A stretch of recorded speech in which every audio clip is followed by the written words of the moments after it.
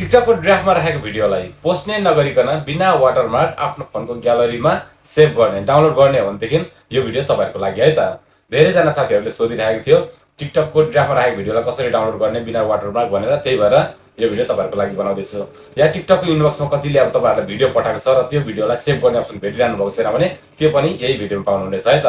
अनि जतिजना मेरो युट्युब च्यानलमा नयाँ हुनुहुन्छ अहिलेसम्म पनि सब्स्क्राइब गर्नुभएको छैन भने सब्स्क्राइब गरेर बेल आइकनमा अलमा क्लिक गरेर राख्नु होला है त। यस्तै यस्तै काम लाग्ने खालको भिडियोहरू अरू पनि थुप्रै बनाउँदै जानेछु।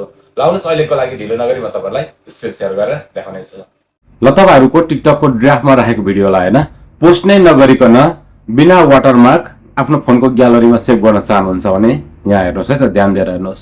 या कसैले तपाईले इनबक्समा भिडियोहरू पठाएको छ भने त्यसलाई सेभ गर्ने तरिका पनि बताउने छु। ल मैले यो भिडियो ओपन गरे, यो ड्राफ्टमा राखेको भिडियो है।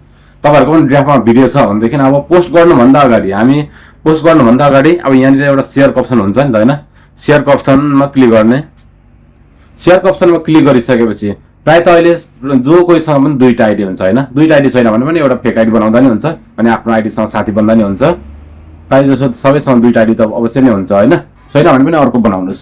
अनि अर्को आइडीमा आफ्नै अर्को आइडीमा यसरी सेन्ड गरिदिनुस्।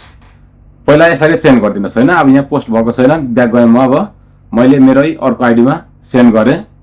अब यो भिडियोलाई हैन अर्को आइडीबाट सेभ गर्दा नि हुन्छ, यहाँबाट सेभ गर्दा नि हुन्छ। मैले ओपन गरे यो भिडियोलाई अनि यतापट्टि यहाँ माथि टपमा शेयरको अप्सन छ, शेयरमा क्लिक गरे अनि यहाँ सेभको अप्सन आउँछ। सेभ गरेपछि अनि यो फोनको ग्यालरीमा सिधै डाउनलोड भएर आउँछ। या कसैले तपाईलाई यसरी इनबक्समा भिडियोहरू हालिदिएको छ र त्यसलाई डाउनलोड गर्ने सेभ गर्ने अप्सन भेट्नु भएको छैन भने चाहिँ सेभ गर्नको लागि चाहिँ त्यही हो है, भिडियोलाई ओपन गर्ने, माथि शेयरमा जाने अनि सेभमा क्लिक गर्ने।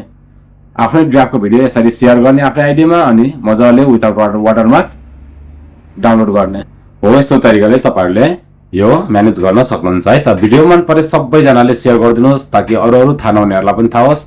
हुन्छ आजको लागि त्यही नै, फेरि भेटौँला नेक्स्ट भिडियोमा।